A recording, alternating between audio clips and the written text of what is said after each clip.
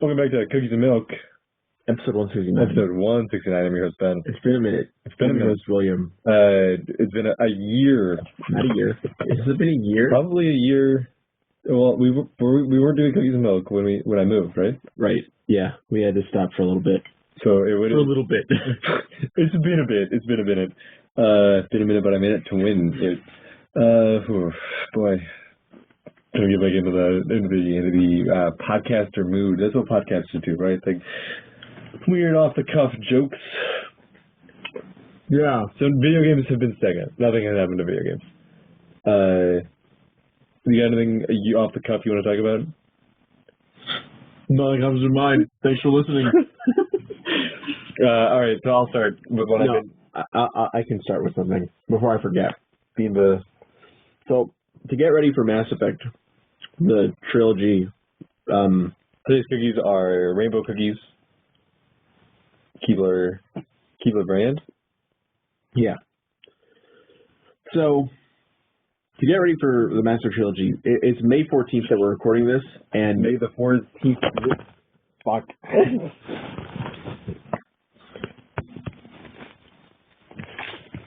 So, and my parents had ordered me for it to come in today, and it did not. It absolutely did not come in today. They never even got picked up from the shipment area, which is one of those sad things where it's like I got detention and everyone's enjoying the field day at school. Yeah. But so it's very much you're working on a speech and your younger brother is playing Ratchet & Clank's Deadlock above you. Yeah, exactly that. But so I've been playing SWTOR. You don't like the almond milk mixed with milk? I like almond milk, period. Everybody's like, oh, the other milks are so good. No. You're lying to yourself. You know the truth. I drink lactose-free milk now. It's how's my tummy? But I tried doing oat milk for a while there. It's too rich. I don't even know if rich is the right word. It's overly sweet. Yeah. Doesn't taste like milk.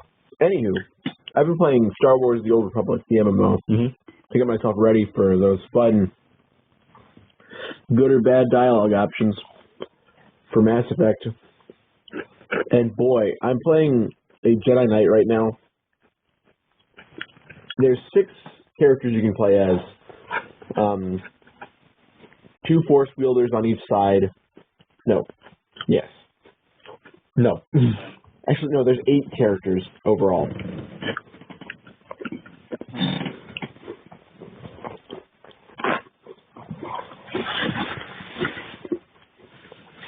Two Force wielders on each side. 1 scoundrel on each side.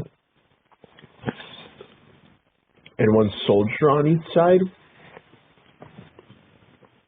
I'm playing through a Jedi Knight, and I'm assumed to be like in my 20s, right? Because I'm fresh out of the Padawan trials, and I've made my lightsaber and all that.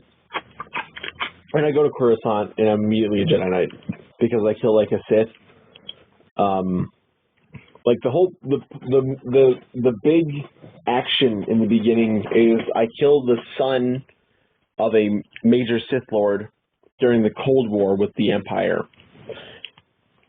Here's the thing, before we go any further, I need you to explain some Star Wars stuff to me. Yes, of course. The rule of 2. Yeah? Is that a real thing, or is that just some bullshit It is a real Palpatine made up so he could kill Dooku? Palpatine was not following the rule of 2 when he had Anakin kill Dooku. Palpatine's like, I don't care about the rule of 2, because his master didn't care about the rule of 2. So who cares about the rule of 2? Darth Bane and all of the Sith Lords before Darth Plagueis the Wise. But none of them actually care about the rule of 2. What you just said about the Old Republic, there's like the son of a Sith Lord. Old Republic is just part of the many different Sith Jedi Wars that end with Darth Bane's rule of 2.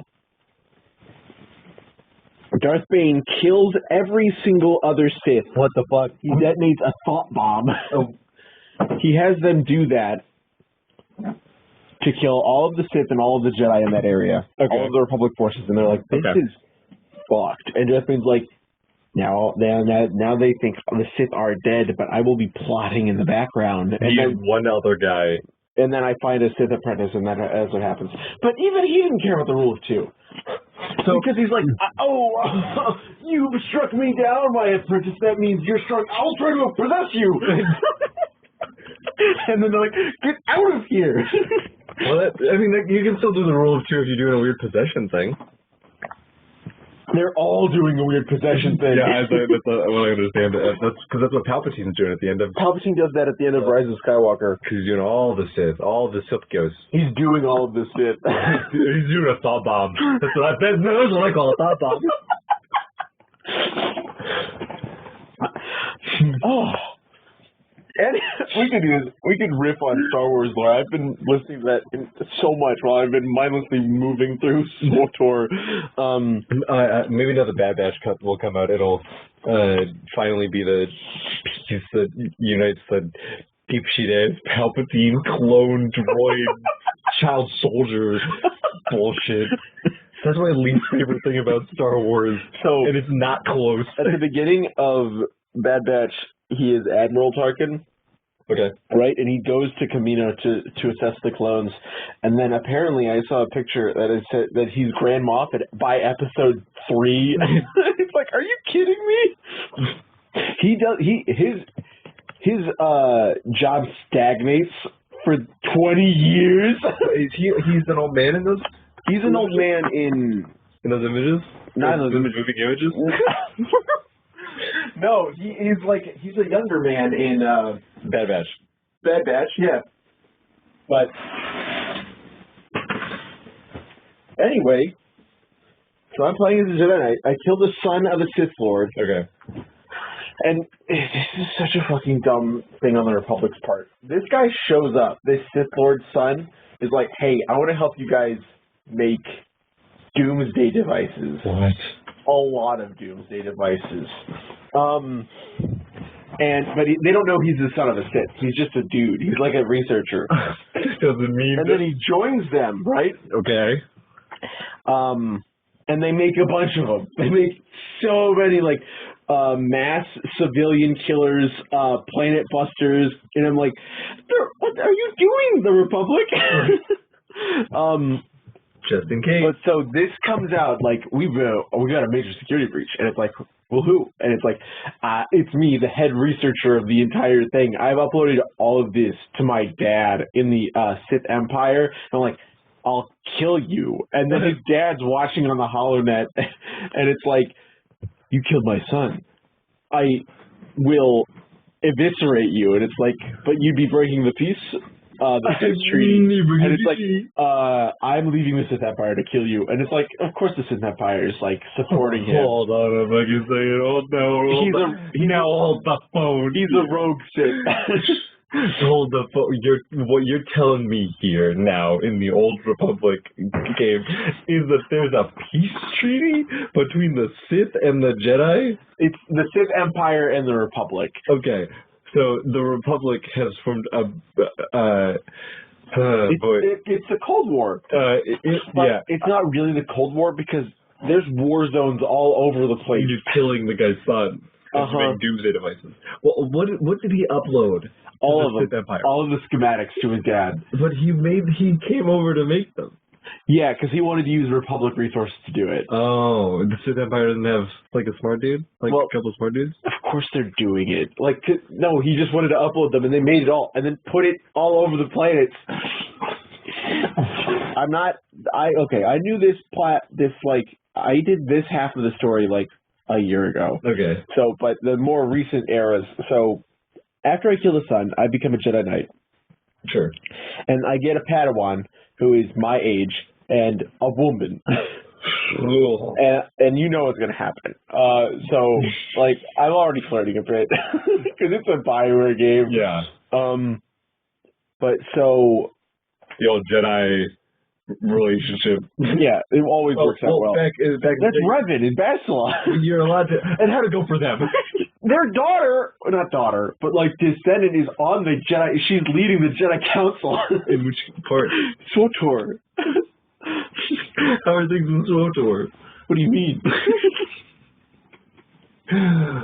Oh boy, my understanding of Star Wars lore is so nothing. 300 years ago.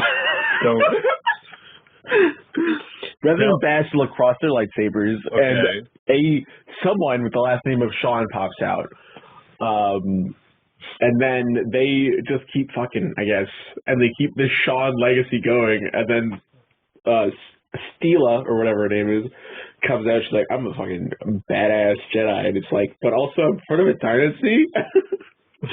I'm part of a Jedi dynasty? That is the only way to be a good Jedi. I guess. You gotta be related to somebody else. Yeah. The Force can manifest in anybody at any time, but it only manifests in like 3 or 4 lineages. Oh boy. Or 1 lineage, in the case of Rey. But, so, my Padawan, right? Yep. It's like, all right, cool. And then, but we get a distress call. It's like, this admiral is trying to leave the Sith Empire and join our ranks. I'm like, I know this is a trap, but I'll do it anyway. This is the dad. No, because he's trying to kill me. Yeah, he's pretty trying to leave the Sith ranks. So he's like, oh, help me. No. I'm just an admiral. No, it's a different Sith that meets me there. And he's like, oh, you're Padawan. And I'm like, what about my Padawan? It's like, oh, he's the child of the Emperor. I'm like, you motherfucker.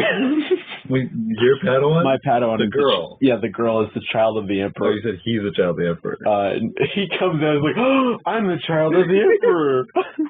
But, so we kill him, of course. And I'm like, I believe you completely, but we do have to tell the Jedi Council. And she's like, yeah, of course, that's the right thing to do. So she was born a Sith, not actually the daughter of the Emperor, but like, so he didn't have in her body. But like he possessed her body.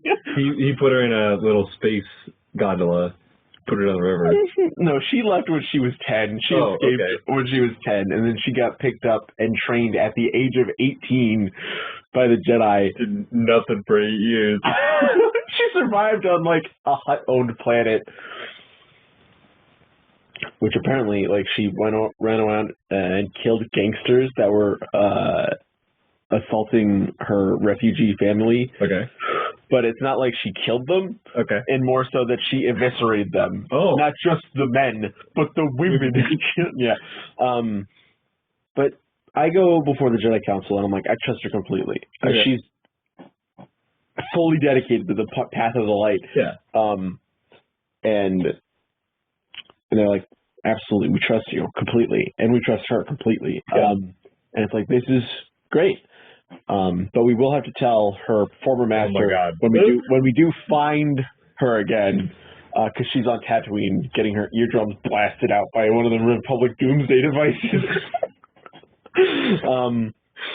But so as soon as I get back onto the ship, she's like, "Thank you so much for defending me in front of the council." I'm like, "No problem." And then the next conversation is, why do they say we're not allowed to feel emotions? I'm like, what?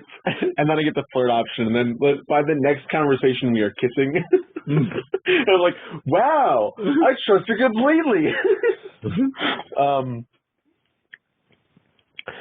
And then like a few more steps in another conversation, she's like, why don't the Jedi run the Republic? Like, nothing gets done with these current politicians. They're so like corrupt and they putter about. I'm like, wow, you became Anakin so fast. It's not at least take me to Naboo. You got to give me the pair first. Yeah, like, I was like, you're wrong. Jedi should not seek that. And she's like, well, of course there'd be elections, but we'd always win because we're better. I'm like, Jesus Christ. Anyway, let's kiss. Float me over a pear.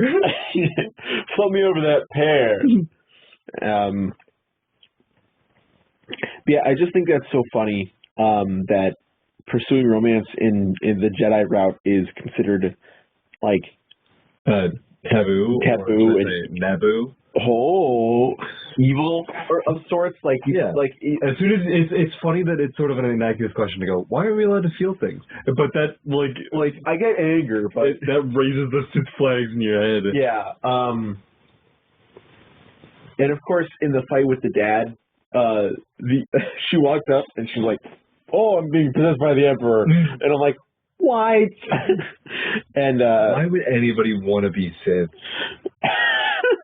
That's the fun thing. I played as my Sith warrior. First one I finished the story of, and very much so enjoyable to see a Sith that way, because like I got a Twi'lek. You know what the Twi'lek is? I know what a Twilight is. It's like when the day meets the night. And it's got little blue dangles. Yes. Green dangles. Yeah. Bib Fortuna is one of them. Biv. Why did you say Biv? Jabba's guy. Yeah. But so in the first companion you get as a Sith warrior is a Twi'lek slave, and she's like, whatever, I don't fucking care. And I'm like, oh, he's going to release you immediately, and then they're going to fall in love, and he's going to give her everything.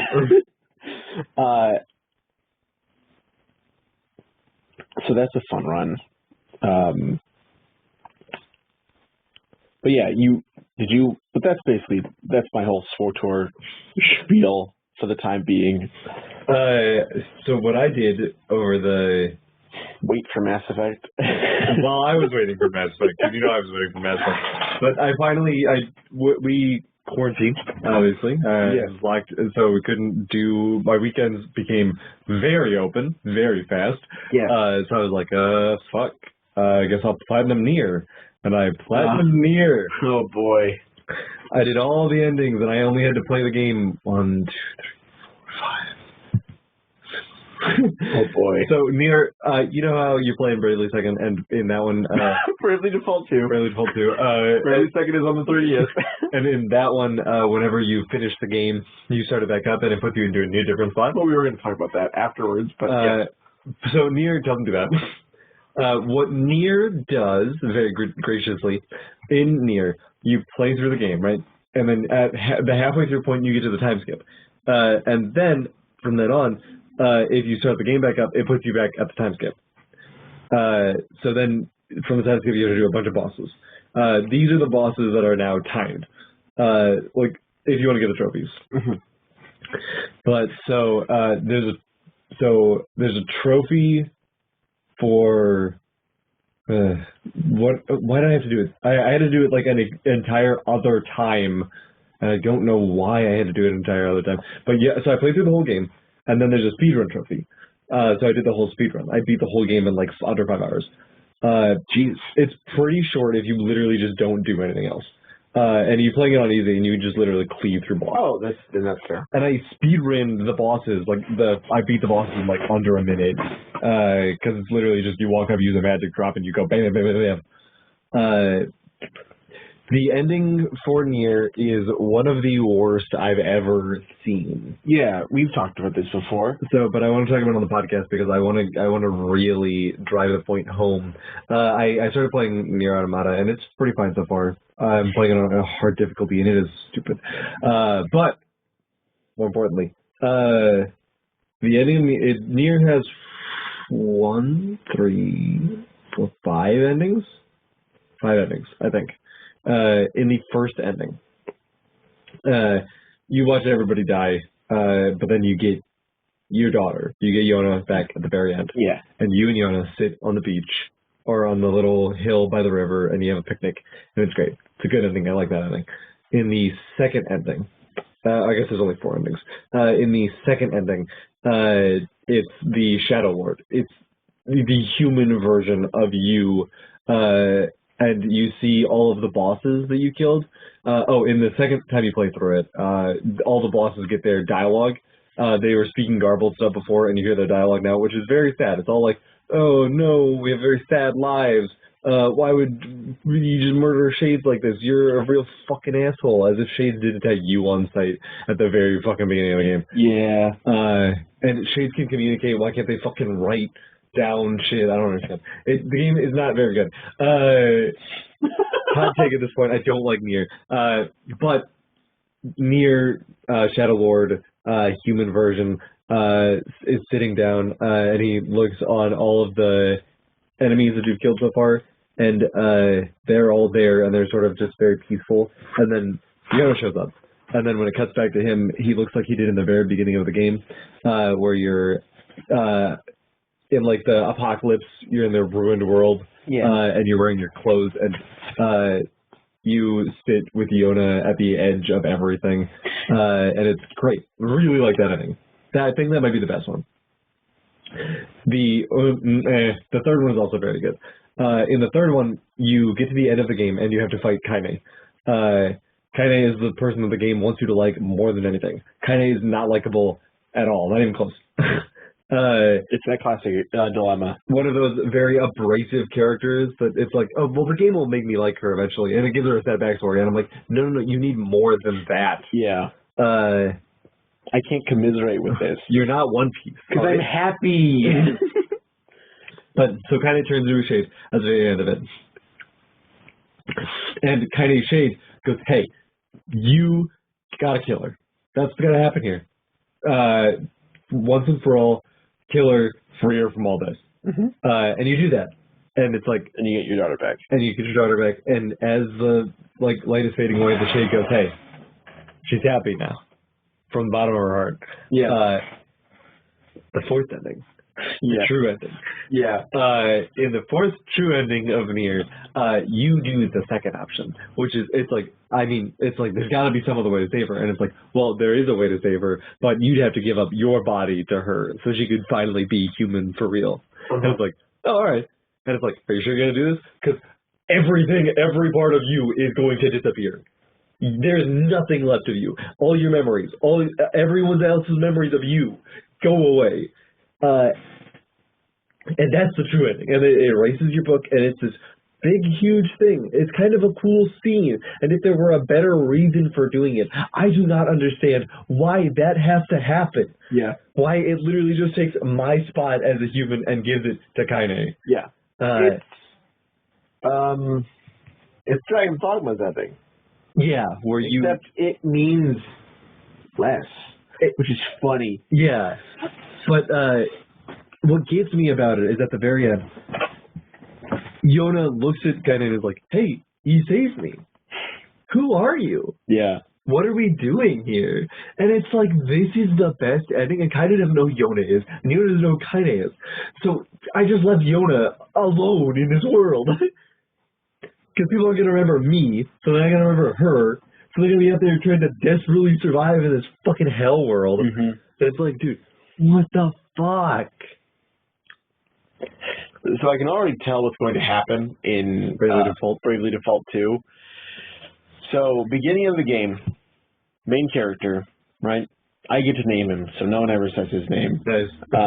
Which, big pet peeve of mine. Like, if it wasn't hugely voice acted, that'd be one thing, but it is voice acted. It is one of those things where they just, like, they don't refer to you by name at all. No one ever refers to me by name, even in text. Yeah, I know. It's purely because of the online function. It's because the online function is nothing. It's you send a boat out to do stuff when you're when your Switch is on sleep mode. So it's just like this hero's, and then the name you input met this person's heroes on the sea, and then it doesn't matter because they can get you like 100 gold, and that's nothing. It's like Fire Emblem Awakenings. Yeah, but I mean, there's not that many voice acting things there. Yeah, and it's good in Fire Emblem Awakening because it's not like they're doing voice acting in the first place. When Three Houses it gets worse because it's Byleth. Yeah, it's supposed to be Byleth, but like I named mine Aldarian. Aldarian Byleth. Yeah, and my little sister's like, "What the fuck? What is Aldarian?" But with Bravely Default 2, so Bravely Default 1, Tiz is the main character. Yep. He dies at the beginning of the game. We're ties. We're ties. And he is given a spirit to bring him back to life so he can make things right. No one else knows that he survived like this.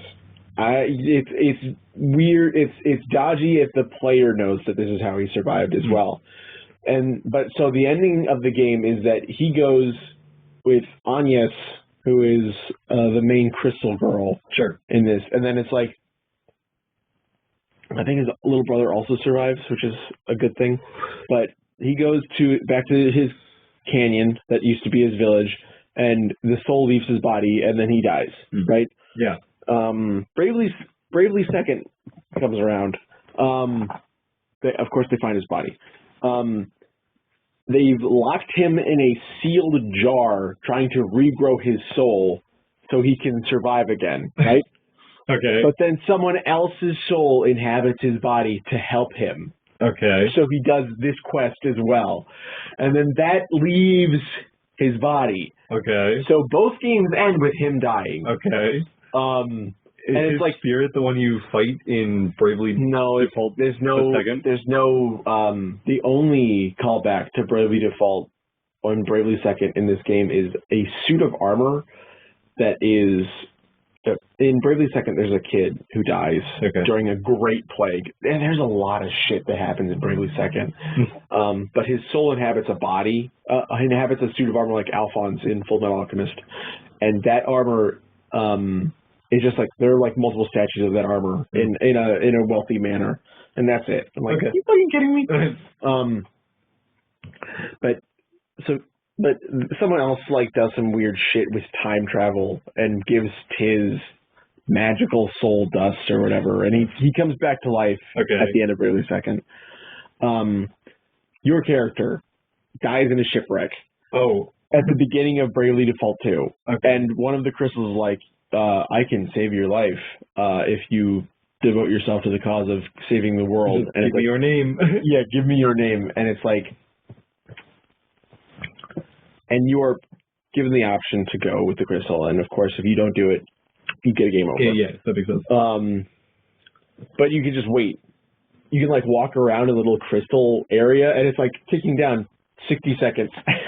And it's like, but that option is only presented like when you're about to do your first boss battle. Oh, like with the guys when you're trying to get the crystal back, which is weird to think. Like time slows down, the crystal glows, and then you just die. No, I decided not to. No, but so I can already tell. Like you're gonna die at the end of the game. Because me dying at the end of the game is the only way we can go kill the final boss. Because it's like the final boss's soul, or its corpse, not corpse, its husk, its shell lives in the outer dimensions, and only someone who has died and come from that outer dimension can get back there. Okay. Like, well, that was me. So, but let's talk about Bravely Default 2's ending so far. Okay. And how it finally got me. It finally got me with like what I was expecting of like twists and turns. Because Bravely Default 1, great twist. The crystals were never good for the people. They were linking for an Ouroboros to kill everyone and eat every single world in every dimension, which is so big. Yeah, that's the one where the fairy was evil the whole time because the fairy lies. Yeah, fairy lies. Yeah, that's a good twist. It's a good twist. Like, I fucking love when title screens do that shit because they do it in both on the 3DS. It's funny. I do not think that there's a world where I would enjoy playing Bravely Default. No, I don't think. It's tough.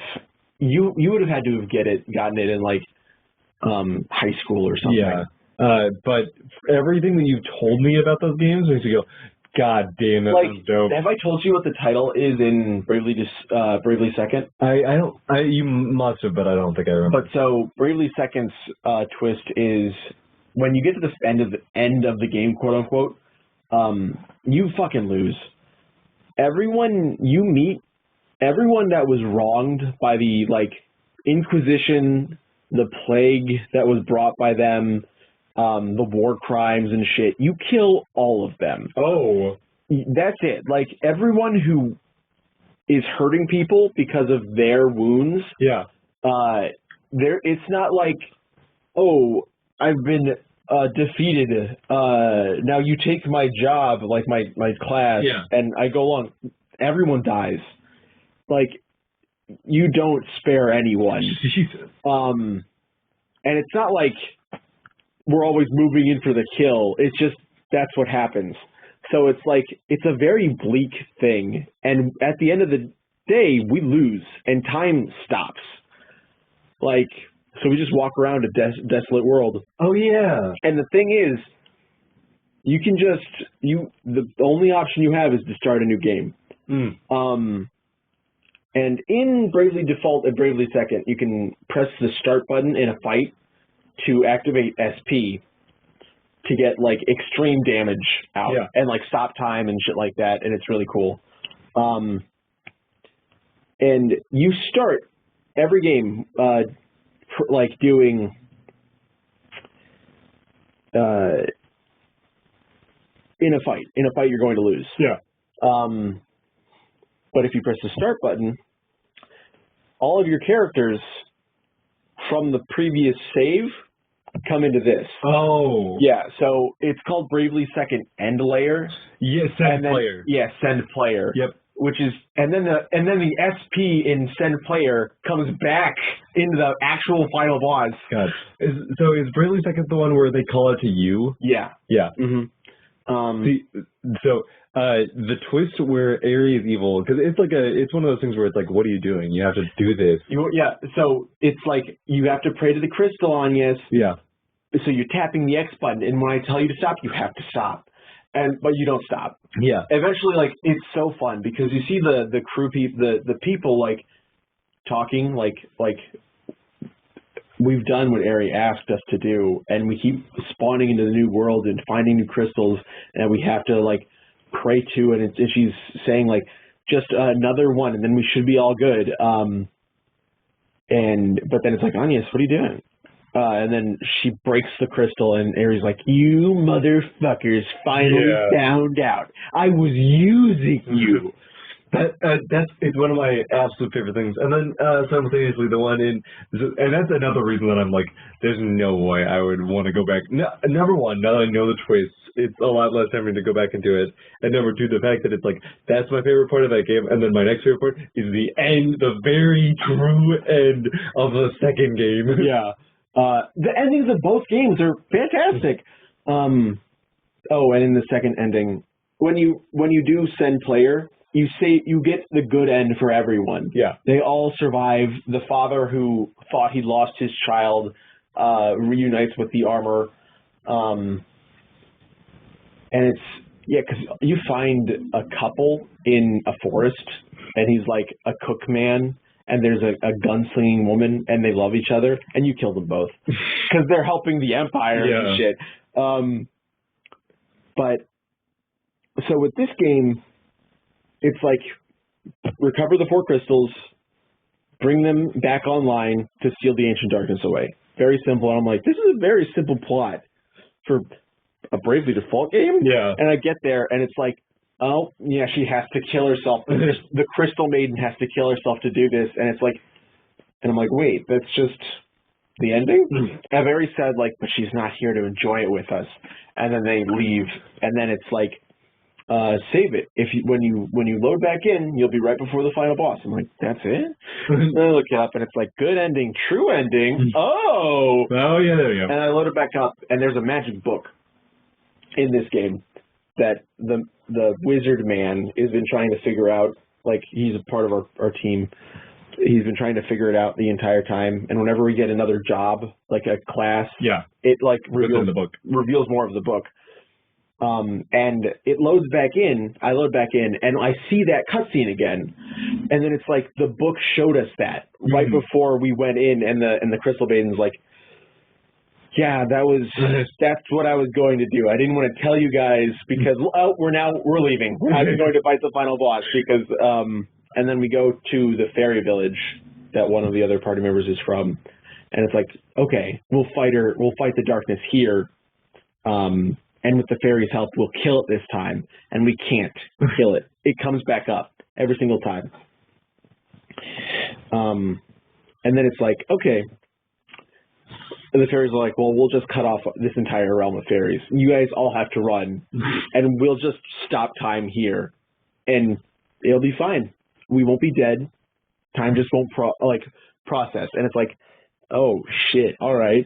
And then we're all leaving, and then the fairy on our team stops at the barrier, like the invisible barrier, and the wizard's like, you can't do this. The prison you're trapping yourself in is nothing compared to the prison out here because they love each other. Oh, right, yeah. And it's like, at least open it up and let me come with you. And then it's like, they confess their love, and I'm like, this is not the ending. I know this isn't the ending. But then it's like, it'll come back right before you fight the final boss. And I'm like, yes. Make it good this time. And then I come back, but it's not like, it doesn't show me that result. Oh. It shows me something else. It shows me the fight from 50 years ago when the previous heroes fought this. And it's like, there's a different job. There's one final job. Oh. There's like a stone, like a brave stone. That's what it's called. I wonder why. But so I'm like, well, I got to go find this. And I go to the grave of the guy that had it in the fight, and I fight him. And so this book, it's been a mystery this entire time, but this is the final job class I needed to get because I stumbled into the special quest that didn't require me to do it. Yeah. But they still gave me a job afterwards. And once I got the final class, it was like, oh, the book's finally fully readable. The final boss of this game is called Night's Nexus, right? And in the second time we fight it, it's like, I will consume all knowledge. I will consume all. Eat the book. And I will bring it all under me. You are all nothing. Oh. You will all face annihilation. The book is the final boss. And so the book has been my main screen this entire time. Like when I pause it, when I like do, and I expected I would be able to read stuff of it. Yeah. Because in the first game, Bravely Default, you have something called I believe his name is Dee's Journal. Yeah. And you don't know who it is, but it like talks about all of this. Yeah. Like, and the person who doesn't know who he is has it. So it's like, but you can read through these tips. And then you find out he's the Black Knight from a previous cycle. Sure. Which, I gotta be honest, like, let me pitch you this idea real quick. Say you like this person, right? Okay, yeah. You like this person a lot. Okay. You've grown up beside them. Yep. And then they become a traitor to your country, right? Because your country's like being militaristic, awful. Okay. But you're with them. Oh. You're with the country. Oh. And so you stumble upon, but they don't feel the same way about you, right? You just don't vibe. You're describing Forrest Gump currently. Now, hold on. But then you see them alongside someone else, and they're like flirting, and like, but they look exactly like you. Wait. They're you from a different dimension. All right, well, no longer Forrest Gump. No. It's Forrest Gump. No, this is Forrest Gump. That's the dichotomy. That's the like relationship of three characters in Bravely Default. Huh? Yeah. Two of the party members, the one with amnesia, and one of the Swordmaster girl. This is Bravely Default 1 or Bravely Default 2? Bravely Default 1. Okay. I'm just like jumping back because of the Dee's Journal. Yeah. Deep nuts. But yeah, like, and in Bravely Second, she's still in love with him, even though he has to go be a Dimension police officer. This is, what are their names? I don't know. Adia Lee and Ring a Bell. Yeah. And Alternus Dim is the real person. But so it's just like, you gotta feel bad for Alternus. Yeah. But also, it was so funny because His name is Alternus, though. his name is Alternus Dim, That sucks. and he's the Black Knight. That's so sad. It's like, can you imagine if your name was number 2? Is that what Alternus means? Well, it's the, you can read it as alternate. Oh, It's me, the alternate. secondary dull. I'm player 2. But anyway, it's like I read over the book, and it's like I have decided to catalog all knowledge I ever come across. And it's like anything I see comes into this, I am the Night's Nexus. And it's like, what? Wait, so The book is the Night's Nexus? The book is the soul of the Night's Nexus. Because whenever we killed the body, it came right back up. so you get And it's like, so what do we do? And it's on the save screen, did you delete your save? and there is a fun little tab that shows up. It's purple and menacing, and it's like, so. Has it always been there? No, it just showed up. So on the save screen, it shows the location you're at, how much time you've played, your 4 party members, like their statuses and things like that. If you go to that, everything is like shaded purple, like things you cannot read. It is, the picture is of the place you second fight the Night's Nexus. And it's like, oh no. And it's like, are you sure you want to save over this? Because that's the thing. You can't load that save. Oh, you have to save over. You have to save over. It's like you won't get the chance to come back. You won't get this save back if you save over it and you do it. And then it's like, that's how you write over the Night Nexus's soul. Oh. And I'm like, that's how you kill the soul? And I'm like, that was it. That was the fun little Bravely twist. And I'm like, I got that today. And I guess at this part because my Mass Effect delivery didn't show up. And I'm like, well, I can't complain. I will say it's pretty impressive how they do that consistently, you know? I don't think there's anything that I would hate to do more is to strike gold once and then for people to be like, and can I get the sequel? And it's like, oh boy. They're doing very good. Also, a little twist. In the 4 heroes, you only see 3 of them. The 4 old heroes. And you find out that one of them is the Fairy Queen. The one that you can't see is the Queen of the Fairies. Yeah. And there's been an old woman this entire time helping you with boat stuff. She's just... You send in a boat, goes into sleep mode, it collects your treasures. And as soon as I, saved over the Night Nexus's soul, she's like, it's finally time. And she's like at the beach. I'm like, is she the Night's Nexus? I'm like, oh, she's the fairy woman. Oh. Which, yeah, that was a fun thing. But now I'm just in the afterlife, I guess. Oh, you don't have to fight the Night Nexus? I have to beat it first. Because that can't be the... That's not the ending, no. But hopefully I will have beaten Mass Effect 3 by the time next Cookies and Milk rolls around. I was feeling bad this entire week because I was like, not playing Bravely Default 2. I could be beating Bravely Default 2 right now and go into Mass Effect Conscious Free, clear slate. But here I am playing SWTOR. I mean, it's the kind of thing that I'm, because Neo 2 has been staring at me from a distance for so long now. It's hard. And I'm like, oh boy, I should pick it up. And I'm like, I gotta clear my backlog. Gotta find him Nier. Play Nier Automata. Play Control. It's tough. And I should also beat the side quest in Kakarot. Yeah, that's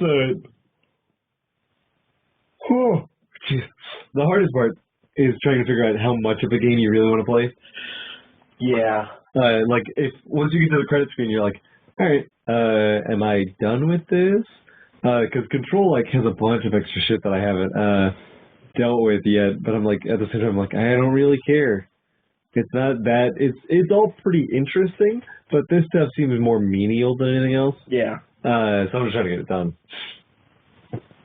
That's the thing that got me the most is like, because I was like, when I got to the first ending of Bravely Default 2, I was like very excited to just stop playing the game because the final boss put such a bad taste in my mouth because it was like, I don't have the kits required to beat this. Yeah. Except I can cheese it entirely. And that's what I did. So, like, cheesing out the final boss, like, being frustrated enough to do that puts a really sour taste in a player's mouth right at the end of a long RPG. And then, like, I knew in the back of my mind that wasn't the end. Yeah. That could not be the end of a Bravely Default game. Because if it was, I'd be extremely disappointed. But also part of me didn't want to pick it back up because I wanted to be done for the time being. And I'm like, there's a new ending. It is a weird one because it's like, so I got the bad ending, and it's like, no, you got the first ending. It's not like good, bad, true as much as it is 1, 2, 3.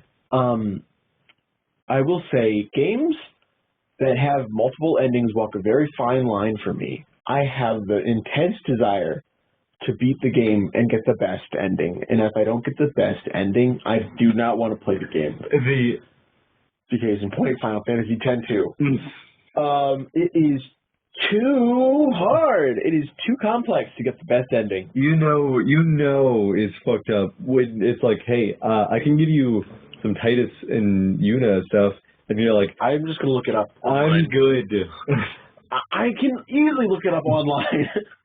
I mean, yeah, so 50 years ago, when dinosaurs were roaming the earth, and you couldn't just, like, Google endings for games. It was like, oh, wow, I really have to fight for this, huh? Yeah. But now it's like, oh, I get the bad ending? How do I get the good ending? It was like that with Disgaea, because I knew Disgaea had a bad ending. Oh, God, Disgaea's ending. But that's the thing. Disgaea's good ending is so easy to get. It's just don't be a dick to your allies. Don't kill them? Don't kill anyone in a fight. Yeah. Don't kill anyone with allied fire. That's nuts. Like, it's so easy to get. Of course, like, I've lost fights because I can't use Laharl's, like, Overlord's Wrath on, like, this group of people because my little shark dude's right there. Now, if they kill the shark dude, I'm fine. If Laharl kills him, I kill Flawn. Now, does it count if you walk them into danger, if you walk them into enemy fire, does that count as you hurting them? Mm-mm. Oh. No tactician, sir. The hardest part for me about getting specific Disgaea endings is beating Disgaea. Yeah, that's hard for you. I can't do it. It's tough. I don't like RPGs. You know you're playing a good game when you're like, is this not the ending? But it also happened with Disgaea D2, but I did get the best ending immediately, even though Disgaea D2 was harder than Afternoon of Darkness. I haven't really put all that much effort in any other Disgaea game, and that's fine. There was one for the Wii that wasn't a Disgaea game, but made by the same people, and I was like, wow, no. That was one of the weirdest spots of my buying games, where I was like, oh, an RPG, you say? That doesn't sound like you at all. Because it was just when I had like gotten my PS Vita, and I was like, oh, PS Vita games. And I had also just started to know Randy, and he was like, hey, you like this guy? And I'm like, I have it. That's so fucking crazy. You were fucking 14, 15? I would have been 18, 19 meeting Randy. Not when you got the PSP. Oh, yeah. So I got the PS Vita, actually. I got the PS Vita the summer that I had my first job. So I would have been 16, 17. So, I was 17, 18. No, 16, 17. No, I'm talking PSP. Oh, PSP. Because PSP was I got Disgaea 1 on the PSP, you're right. I got and that would have been I was in middle school when I got my PSP because I was notably not old enough to get God of War. That's the thing. But you got the PSP because I went into I had the dollars and I went to GameStop and I was like, one Kratos edition God of War PSP, please. and her grandmother was like, It was her mom. Oh. Grandma wouldn't let me get it. But mom was like, and as he was handing it to her, she was like, by the way, you know this game is ever mature. And she was like, what? And I was like, dude. And he was like, well, we do actually. Somebody returned God of War PSP, so you can have that one. I was like, whoa. And I got Naruto with it. But then your weird purchase of Pretty Can I Really Be the Hero cast me into the Disgaea hole. You introduced Disgaea and you left. I liked Pretty Can I Really Be the Hero. I enjoyed it fine, but then I'm like, what else is going on in this? Disgaea? Is this on the back of the box? And then I watched the anime, and I'm like, I'll play the PSP game. Did we buy the PS2 game first or PSP game? PSP game, and then it was broken. So you got. And then I got Hour in Darkness, and I'm like, this sucks. And then I got another version of Afternoon in Darkness because Hour did suck because it had bad voice acting, or not bad voice acting, but not the voice acting I wanted. Yeah. Because it wasn't the one in the anime. And the anime is the same as in the PSP version. In the PSP version. You know what we should have beat? The weird social whatever the PSP game. Yeah, I know which one you're talking about. I think about that sometimes. Disgaea Infinite. Yeah, Disgaea Infinite. It's just a fucking murder mystery, time traveling. It's a whodunit, time travel, tons of endings. So many endings.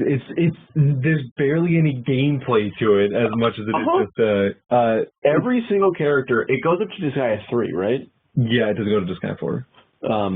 Yeah, Disgaea Infinite. But it's weird in the way that it brings them in. I hadn't even played Disgaea 3, but it's like Mao is doing like deliveries for stuff, and I'm like, that's not right. That's not correct. I know who this is, but I don't know who it is. And you just have to figure out like who snapped the pudding. Yeah, like somebody ate it as dessert. Yeah, and because of that, she kills you, and the world is going to explode. Oh, but there's and you have the magic special pudding. Yeah, you have the magic pocket watch. Yeah, you being a Prinny, I think you're a Prinny, but you inhabit. You follow the bodies of people. Yeah, you A, have a pocket watch to read the time, and B, can travel, can possess people. That game was not made for us at that point in time. Not even close. We need to play that game now. Yeah. Ghost trick levels of shit. But have I told you how you get the best ending in Final Fantasy X-2? It's you do a bunch of clothes stuff, right? You max your weapon wheels and clothes orbs and... No, it has nothing to do with gameplay. Oh. You find different areas and you whistle. Yeah, you whistle. And you do certain quests, and then you have to pray to the gods. And they're like, do you want your boyfriend back? And you're like, yeah, absolutely. Why the fuck do you think I'm here? This whole thing is me trying to get my boyfriend back.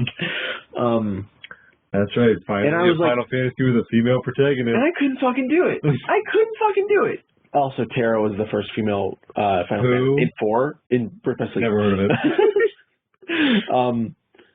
But like I couldn't do it. Like I was sitting at this table that we're recording on, playing Final Fantasy X-2 with the laptop Wikipedia walkthrough open because I was terrified of getting the bad end. The ending's so close to the good ending, but it's more sad because Titus comes back for a brief moment before he has to say goodbye to her again. I'm like, I can't do that. And it's like, you whistle at 3 areas. I won't see this. And I'm like, yeah, exactly. I'm like, I don't want to see anything but that. So I was like paranoid. I'm like, I don't know if I'm listening to the whistle or not, and I don't know what button to press. And I'm like, this gameplay fucking sucks. That was me with the fucking mirrors thing, because it's the old PS3 trophy pop system. So here's the fun thing about this. The disk drive on the PS3 broke, so I had to buy a second PS3 and pour all the data over to it. So there's 2 PS3s in my house currently. Both of them are mine. You can take them if you want them. Okay. I'm about to play Mass Effect. I'm about to get every single Mass Effect onto the PS4. I don't need it anymore, you motherfucker. But it's like and I'm like, trophy ding. I have no way of knowing if I beat that boss in 2 minutes or not. Trophy thing. And it's like, and I'm like, trophy thing, the game is ending. And what you're supposed to do, what they recommend you do, is that you back up your save at the very end of it. So because it deletes your save, it deletes all your saves. And I was like, I'm not gonna do it. It's the very end of the game. I don't want any record of me ever having played here. Except for that platinum trophy. And you got it? And I got it. But it's like, everything is being erased. And it's like, and then the credits roll again. I'm like, hey, if this doesn't work, I'm fucked. Did you beat Resonance of Fate? No. Thank goodness. No. I want to watch you play it. The game is so hard. It's got such a fucking difficulty curve. And the combat system is fucking bonkers. It's fun. It's cool. It seems fun. Like, I think it's got a lot of cool ideas. I wish any of them were understandable. I'll tell you this now. I think a lot of PS3, Xbox 360 era games are proof of concepts. I would like nothing more than to have like a perfectly working PS3 now, or a perfectly working PSP now. So I could just ignore it and like fucking play like a 30-minute game of Overwatch and then go to bed. And get mad at Winston for the 15th time. We've been playing a little Overwatch lately. I don't know why. I was just like, I don't play Overwatch again. I'd be mad at my siblings before I see them again. But no, because so many of them I was just like, well, I'm done doing this shit. I'm not doing this anymore. And then I like the opportunity to go back and be like, oh, this game is actually kind of sweet. Instead of like, oh, well, this game is kind of cool, but I just bought 5 new PS3 games for no fucking reason. Yeah. Why the fuck did I buy so many games? You ever get like a really stupid platinum? Like, do you ever have a hidden trophy be your last thing? Like, you mean like, what am I missing? Type of deal, or like? Or you go to the trophy list and it says hidden trophy. Yeah. I had that with Spider-Man. Oh. Like, I decided to platinum Spider-Man because I wanted the Into the Spider-Verse suit. Right. And I was like, what do I have to do? And it's like, finish final DLC pack. And I'm like, come on. I can't play a game without, like, but I can start over. And I can use that suit, right? So I'm like, well, if I'm going to play the entire game, I might as well platinum it. I love the game enough. Yeah. And I got to everything except for the one final trophy, and it was a hidden trophy. And it was like, find the secret photo spots. And I'm like, all right, I'll do that. And it's like, because out of everything, that was the last thing I had in the numbers. And I got to 1. And it was like, it shows you, there's like a hidden photo spot nearby. And I couldn't find the last one. And I'm like, what's the last one? And it's like Uncle Ben's grave. And I'm like, I don't swing by the graveyard. God. How would I ever think that? And I go back and I get there. I'm like, fucking, what an annoying way to end this game. I wonder if I'll finally be able to platinum the Citadel DLC for Mass Effect 3. You think you're in them now? I'm going to be playing the entire game on the 10th difficulty again. Wait, the Citadel DLC, that's the one where you have to battle all the shepherds? Yeah, the Shepherd difficulty.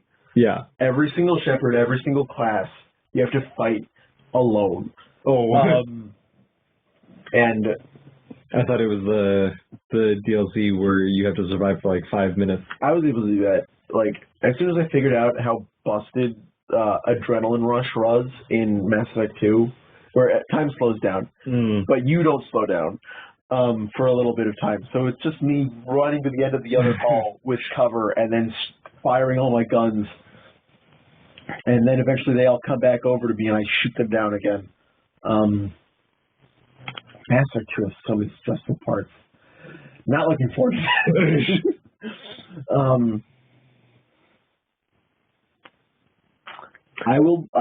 This is self-love, but I will be hating myself the entire time.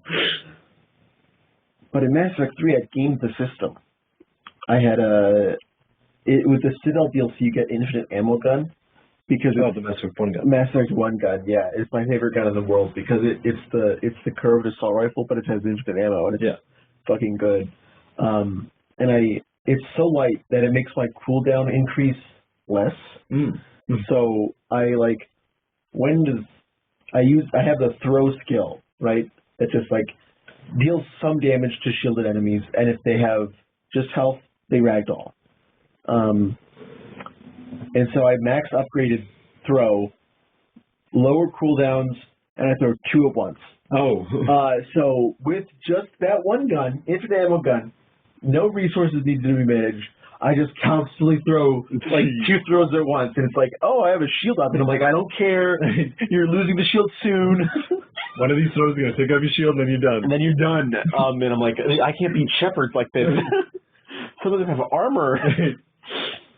I guess it is worth talking about control a little bit since you brought that up. But control in the game, you get one gun. It's the service weapon. Only the director is allowed to use it, and it takes different shapes. So instead of like your normal third-person shooter where you're picking up guns as you play the game, start with certain guns, certain areas, you get your one. It starts in one mode, and then you can construct different modes out of stuff you find. And then you switch between 2 modes at any given time. So I have Pierce equipped and Spin equipped. Pierce is a charge shot that deals a fuck ton of damage, and you only get 2 shots per magazine. And then Spin is just like you fire a bunch of bullets. The downside to this is that they share the same ammo clip. Oh, boy. It's infinite ammo. So you never run out of ammo. Reloading is a problem. Yeah, it's a reload. It's got a cooldown system. So when I'm using Pierce, I get 2 shots, and then I have to wait for it to reload. And then this means I never ever use Spin. I never ever use anything else. I've gotten other modes. Why would I use them? Pierce is the best mode. Yeah. I'm never running out of ammo for Pierce, so I never need to switch guns. It's very much one of those skills where it's like, you already gave me the best weapon. Yeah. Why would I ever switch? And I should maybe switch, but the other thing about it is that it's like, you use resources to unlock mod slots for these guns, for these modes. Yeah. I have all 3 for Pierce. I don't have anything for anybody else. So if I were to switch guns, I'm losing out on mods. And I'm using a gun I'm unfamiliar with, and it's just like, I'm not going to do it. I'm going to use Pierce forever. It's tough. And it's like, it's on the one hand, I get not wanting to be like your traditional third-person shooter, like your Uncharted work. I'm not like other third-person shooters. I have gay people in it. Does Control have gay people, Ben? Maybe. You're the one playing it. They don't. When the loading screens, the fucking 1.5-minute long loading screens, and you see yourself on the screen, and you're like, representation. Because that's how I see you. When you see yourself, you're not like just constantly complimenting yourself. You're like, gay. Gay. Not derogatory, of course.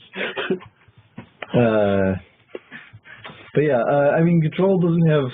If it's got gay people in it, I haven't seen him. I slept on that one. Who do you think you're shooting? This is the gay. I'll be quiet now. But that's actually fuck. We're already so long in the episode, but I should talk about Control's ending, air quotes, because it's a great one, and it's one of those ones that like Titus shows up. And Titus died. I did whistle enough. Whenever the loading screen started and you saw your reflection, you're like, it was like that Titus. Oh, did the trick? It's a Hideo Kojima game, and I had my headset on. Oh, shit. So it heard that I was talking. Binary domain. But no, all right, so I guess I'll talk about it since we were talking about it. So Control's ending, it's a tough one because I'm like, it's better experience than it is talked about. As most games. The person like listening to this is like, no shit. I listened to William stumble over his words talking about these nuts. It took like 10 minutes to get there. But so at the end of the game, I'm trying to really shorthand what Control is about. Oh boy. You have an extra dimensional guardian angel. And a gun that shoots forever? And a gun that shoots forever. And this extra-dimensional guardian angel is like, hey, you got to get to the thing from my dimension that is being contained in this big old ball. And you unlock all the doors of the big old ball, and the extra-dimensional monster comes in and is like, ooh. And you're just like, hey, fuck off. And you blow up a bunch of shit, keeping the ball in place, and then the ball explodes. And you get to it, and it's like, and then you hit the ground, and the credits roll. And as the credits roll, it's starting to go up, and it's like, this person was voicing this person, this person was voicing this person, and this person was voicing stop. And this person was voicing stop, stop, stop, stop. And it like all sorts to sort of fade away like that into like that kind of like no, and until it's just like a garbled mess going up the screen of the credits. And then you wake up, and you're wearing your it takes place in the Federal Bureau of Control, the CIA of sorts, but it's like the 70s or 80s. And you are the director, but as you wake up, you are in your intern outfit. You were not an intern of this place ever before. And it's like, hey, quit spacing out, intern. You got a bunch of stuff to get done. And it's like, get the copies, pick up the mugs, deliver the mail. And I'm like, all right, fucking, I pick up the mugs, and the mug quest resets, and I deliver the mail, and the mail quest resets, and I deliver the things, and it resets, and it's like, and it's like, it's like, all right, hey, message a delivery for the director, and I take it, and I'm going up to the director's office, and the janitor goes like, hey, this isn't right. Yeah. And I give it to him. I'm not supposed to be here. And the director kills himself like he does in the beginning of the game. And then I back to it. And I go, what is going on? And it's like, it does that like 3 or 4 more times. And it's just like this, it's so surreal. And things are starting to fade apart, and like people are starting to float on the ceiling and all this kind of stuff. It's great. And it makes up for the fact that the ending is of the main game is kind of it's like you did before. It's like this isn't the ending of the game, right? Mm-hmm. I will say the music in the credits of both endings related to it is both girls die either not having confessed their feelings or having just confessed their feelings, and the song that plays is the same. Is like, I wish I could have had one more day with you, and I'm like, oh boy, this is sad. But I'm like, this makes sense for the story. And I'm like, are they going to change it to a guy when it's like, oh, this guy dies though? That's always the women. Mm-hmm. No, always the women. Always the women. But was there more to the Control ending? This isn't the ending of the game, right? Everything, but I trying to shorthand what happens in Control. You find the source of the problem, and you save your brother, but he's in a coma, and it's very much just like, and now I'm the director, and I'm doing my thing. There's no like boss fight or anything. Once you wake up from it, you just like go to the place and you turn off the slide projector, opening the dimensional hole, and that's it. And that's it. But then I sort of back up, and there's a different problem, and now I'm in the catacombs, and everything's going to shit down there, and it's like, all right, so there's another thing. But you solved the main problem. Yeah, I'm just clearing out all the hits that are around now. Okay.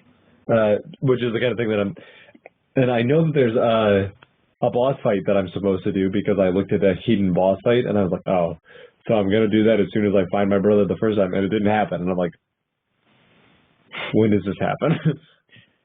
So I just remembered, speaking of brothers in comas and stuff like that, I remembered, do you remember the Overlord DLC in Mass Effect 2? The squids? No, that's Leviathan. Overlord DLC. It's not so much a DLC. It came packed, bundled with my copy of Mass Effect 2 for the PS2 for some reason. Is this the one where you go back to see Jax? Or is that in 3? That's in 3. All right. Yeah, you're going to have to... So I come down, there's a guy named Archer. I believe his name is Archer. And it's a Cerberus project, right?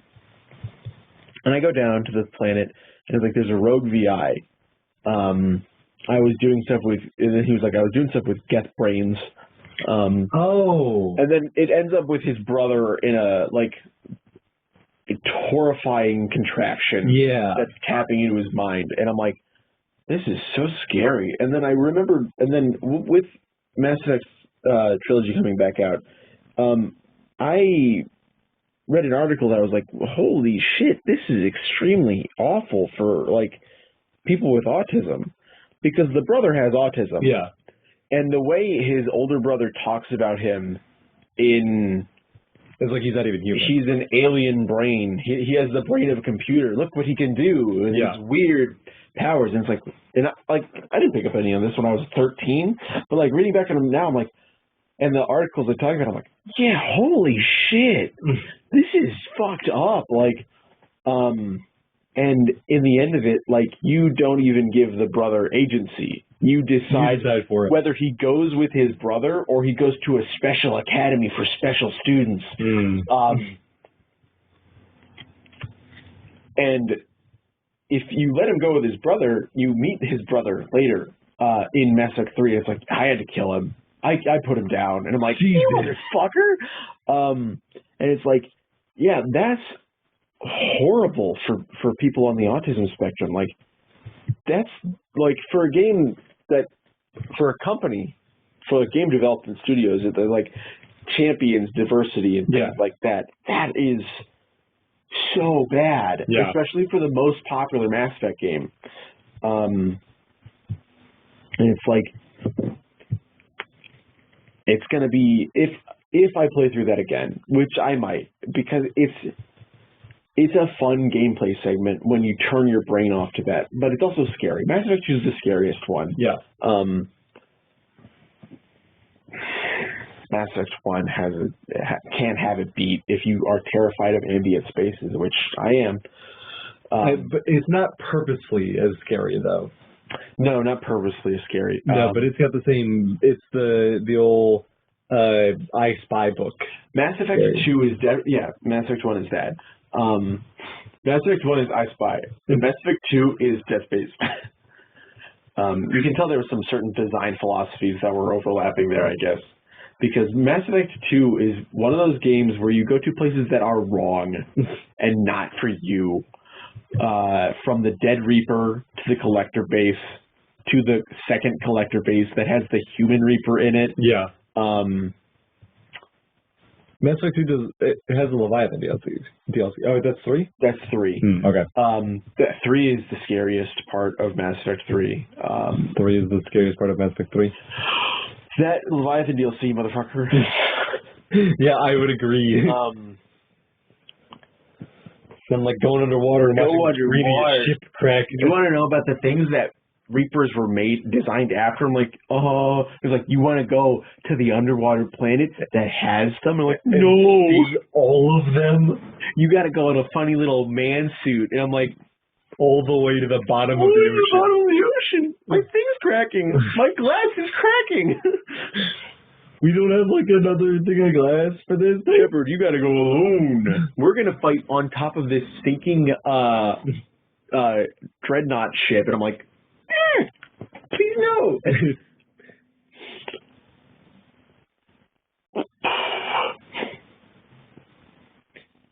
I was thinking, speaking of scary things, control hit me with the right hook.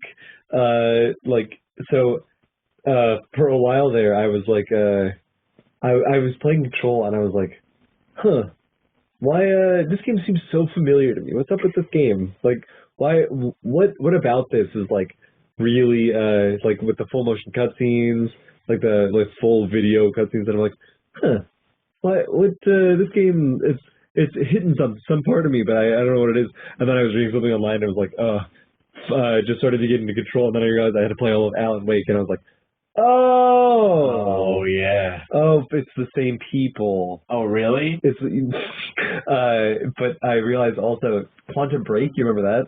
Yeah, I heard about Quantum Break. I was like, Ben just beat Alan Wake. Quantum Break. It's also by the same people. Yeah, I know. It was one of those things that I was like, oh, Quantum Break looks pretty cool. I don't know why. I think it looks pretty cool. But you constantly forget Alan Wake's creators. Gone. It's as another, my long-term memory is very selective. But it was funny because I was like talking to Mom and I was like, I know two things about actors that I think are really cool. Number one, Qui-Gon Jinn is really cool, and number two, Liam Neeson is really cool. And she went, do you ever think that that's maybe why you think Liam Neeson is really cool? And I went, whoa. How old are you? That makes a lot of sense. Ooh, this was 5 years ago. This was pretty recent, all things considered. And it was just like, I was just, shooting the shit. I was like, oh yeah. Twix is good. Twix is good. But it's the kind of thing that you never like put together in your head. But it hit you. So as I'm walking around, you get calls from the previous director, the one who shot himself in the head. Hey, what are you wearing? On the hotline, and it's just like a silhouette of him that'll show up on the screen, and he'll be like say something vague about like parts of the mission or about people. Sometimes I think I have an average sized penis. Then I remember I have a pretty big penis. And then like so as I'm walking up to one of the elevators, Alan Wake comes onto the screen and he's writing about what I'm doing, and I'm like, huh?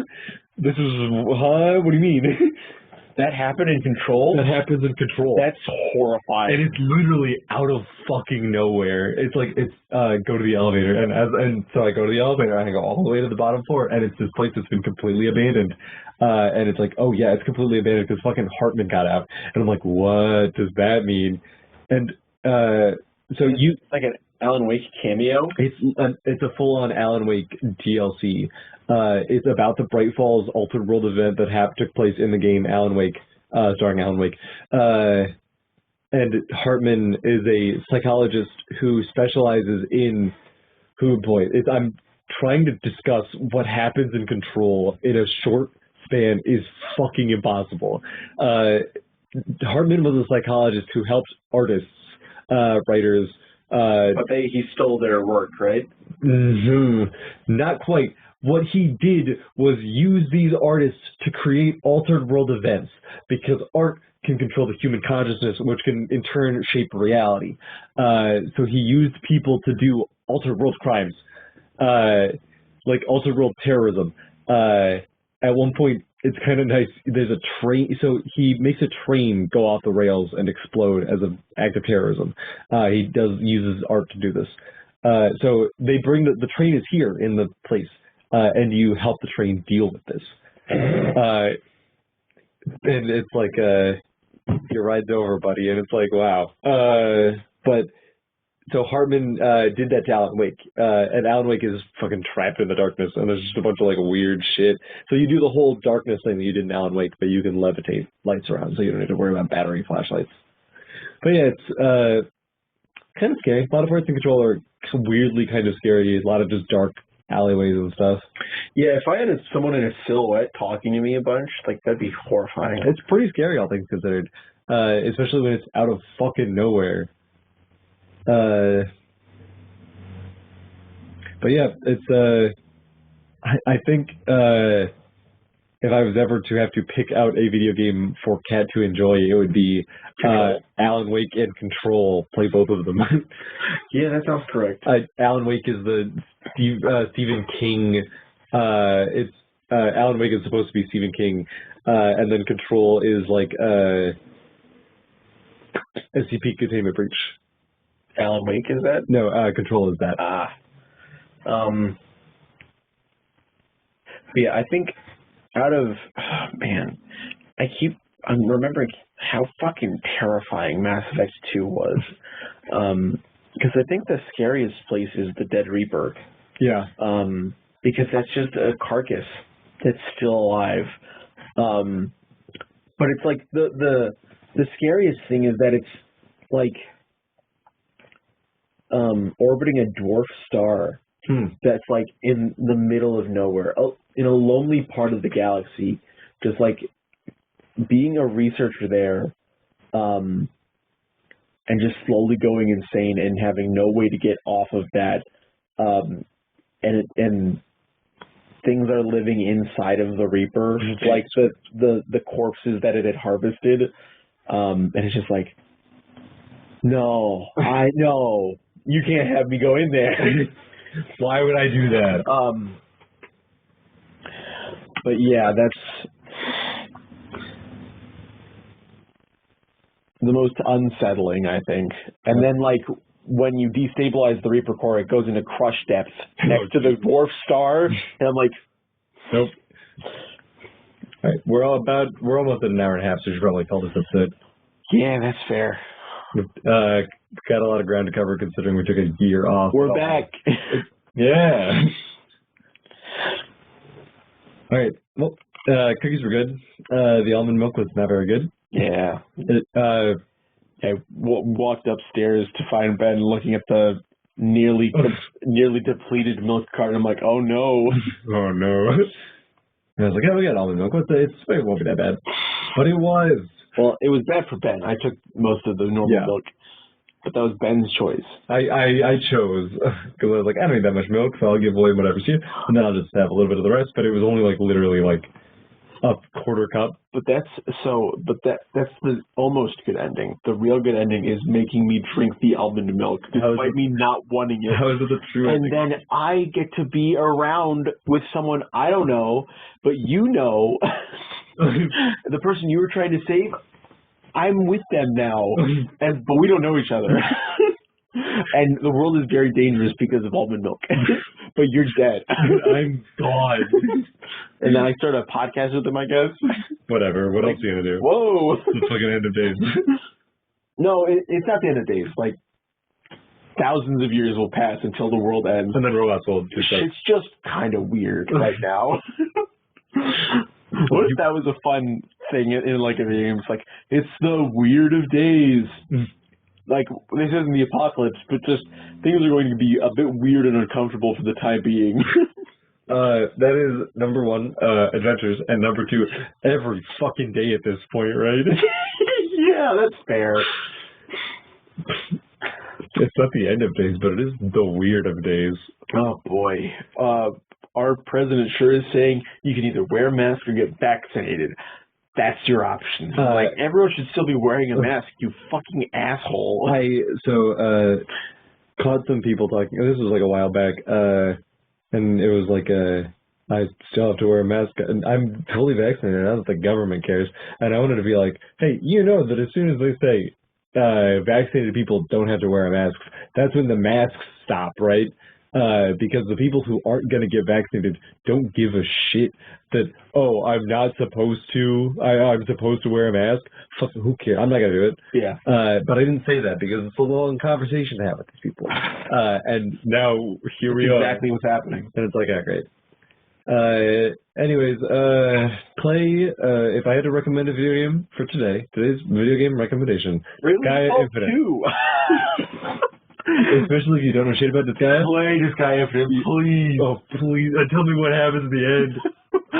In the comments. In the comments. Single comment telling us every single ending to Disgaea Infinite. Oh, can you get the true ending of Disgaea Infinite into 140 characters, please? That'd be great. Is that how much in a YouTube comment? No, but that's what I want it to be. Oh, that's fair. If you go any longer than 140 characters, I'm already doing that shit. I'm going to delete that comment. You're trolling. You're trolling. You see somebody commented "Hey" on one of our videos. When? Like a while ago. On which one? One of my polls for Luigi's Stupid Mansion. They said "Hey." Other people are commenting much nicer things, buddy.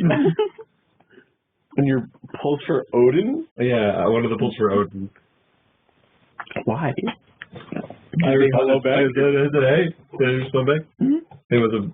I think I remember this. I think I got like a notification. They made a misclick. Oh, I meant to comment this on Markiplier. How the fuck did you get here? Oh, whoops. Oh, boy, they're egg on my face. But now you know, I watch Markiplier. Could you imagine that being a brag? You were trying to say hey to Markiplier? He's not going to respond. Oh, this is going to be in our private DMs. Oh, my private DMs is Markiplier. You missed your private DMs? Your private DMs on YouTube? I misclicked, alright? I'm one of his members. I don't even know what that means, guy. I pay him money so I can talk to him. Oh. Okay. Oh boy. Anyway, donate to our Patreon so you can gain access to our Also, actually, Discord do you give me server. money? Yeah. All right, that's the end of the episode. Remember, like, comment, and subscribe. Comment if you want us to do more of this. Get that old 170. And comment if you want us to do less of this. Yeah. Comment if you're just neutral to the fact. We're playing all the sides. We're going to get that fan interaction. End the recording. We have one comment that says die. Ooh. So I'll take that as a neutral. It's Mitchell, I guess. All right. Bye, everybody. Bye.